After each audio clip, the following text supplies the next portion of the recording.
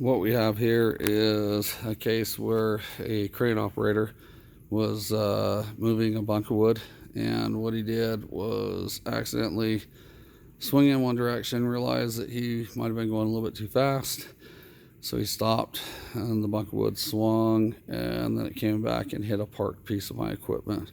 What that did is it busted off these insulators, but more importantly on this side, it completely detached the box and shattered the fiberglass. So this is my new box that we're going into. So I'm doing a box swap. These boxes are really important because they are actually hurricane proof.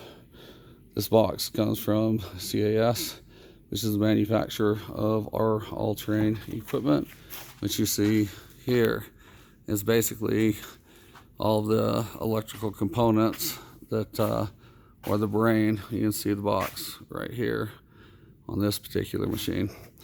Now the difficult thing with this swap is the Deutsch clips. So you have a lot of pins that run up.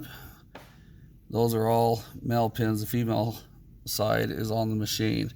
This one was really easy to get out because you just had to take all of the basically everything was wrapped in electrical tape, and then it's also got a really nice housing. You can see the gaskets are really good. They pinch down. They don't allow any water or anything into them. Once again, hurricane rated. So on this particular one, you just have to take a nut out that goes into the center of this. So you just kind of move all your wires aside, undo it. This one pops off. It's in the box. The other side of it runs to all the components on the equipment. This one, however, is much more difficult. And the reason why is because it too has a screw that marries the outside piece to this piece.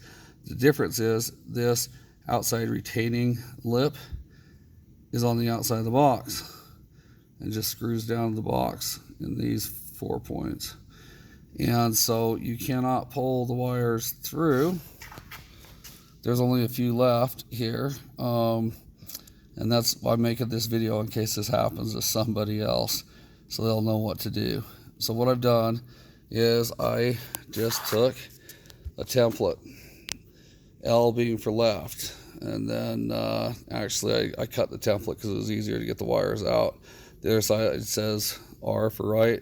And then, of course, we have top to bottom. It's imperative that you get them back in the correct hole.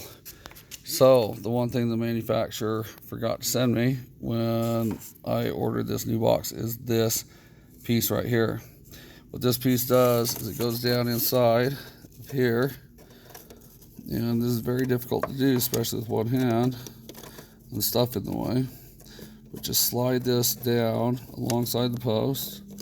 And when you get it all the way down seated, what it's going to do is it's going to release this outside pin, which is right here. And that pin right there, when it releases, then I pull it out, put it in its respective spot over here. And then when I go to put it all back together, I just have to push those pins back down into the seated position. So anybody could use this information if you're using I believe that the proper pronunciation is a Deutsch clip, but it's kind of spelled douche clip. Anyway, these are the pin extractors, and what they do is you've got a ring that's going to hold on to. If you look right here, they're swollen, right? It's hard for me to touch. Here we go. They're swollen right here.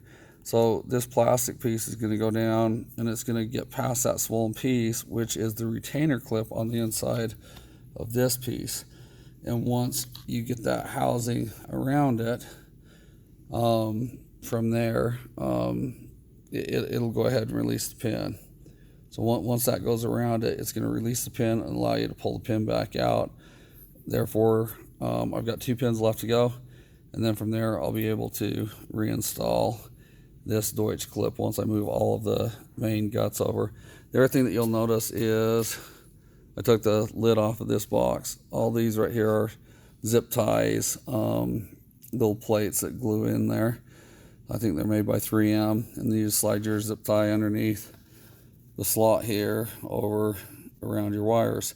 So what I did, respectively, so that I didn't screw anything up, is I put a zip tie everywhere that one of those clips is. And what that's done is now it's kept me in the proper, appropriate order for where everything goes. You can see that on this loom here, this loom here, all the wires that are gonna go into that top bank are together. But here, there's a split. So this is the next one. I didn't use one on the last one because I know this is going in the next position. This is the last position.